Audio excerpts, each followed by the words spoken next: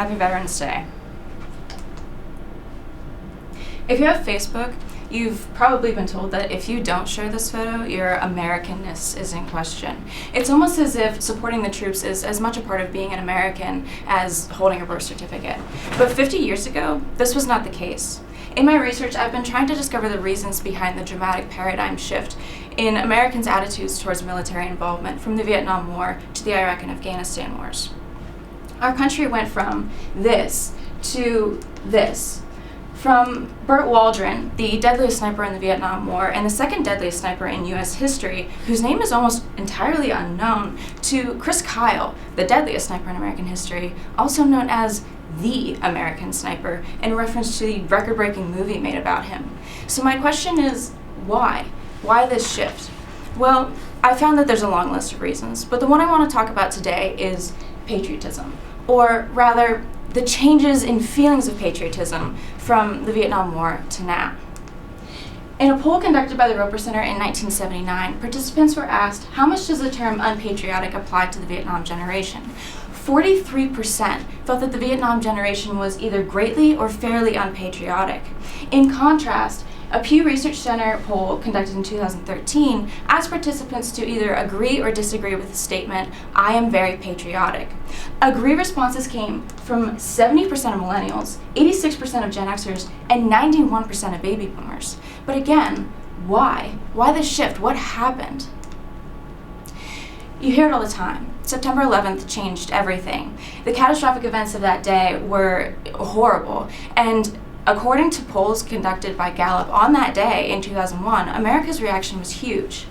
66% felt that 9/11 was more serious than Pearl Harbor. 79% felt that 9/11 was an act of war and should be treated as such, not as a crime. And a whopping 81% felt that the U.S. should take forceful military action against those responsible for the attacks, which was essentially the modern-day battle cry equivalent of the scene from 300. The Roper Center then conducted another poll, asking participants if 9/11 increased their patriotism. Nearly 80% of them said that it did. The Roper Center then compared this information to polls conducted after other American tragedies, such as the JFK and RFK assassinations and the Iran hostage crisis. None of them had anywhere near the same response as 9/11.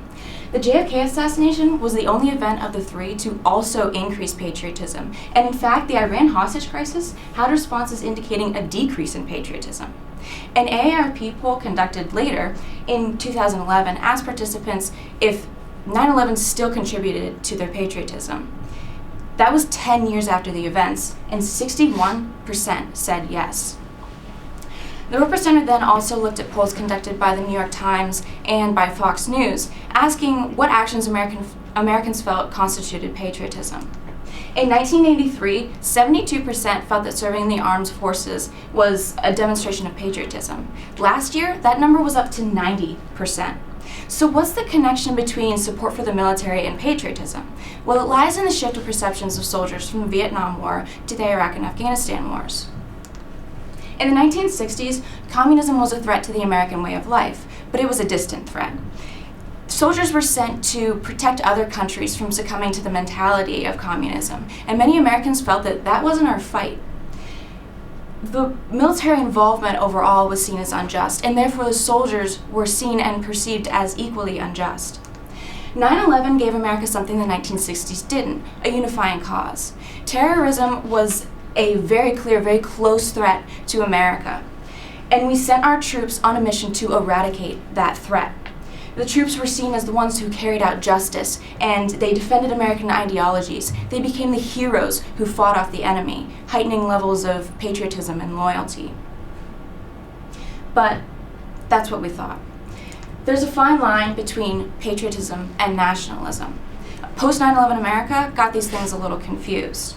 If a negative opinion of the war is equal to a negative opinion of the troops, if supporting the government's opinion is the only option, if sharing this photo on Facebook is a large indication of your worth in America, then we've hit nationalism.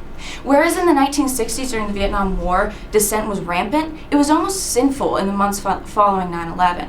If you questioned the war, you were accused of hating the troops, all because of this ideological yet blind patriotism. So I want to leave you with this.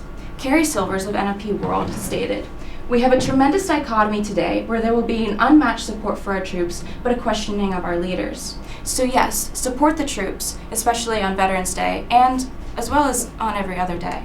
Appreciate their efforts and thank them using both your words and your actions. But recognize that the military is a force controlled by others, and these others are not infallible. Question decisions and motives. Become involved in international politics, and offer your opinion as one of many. That is what will build America up. That is patriotism." Thank you.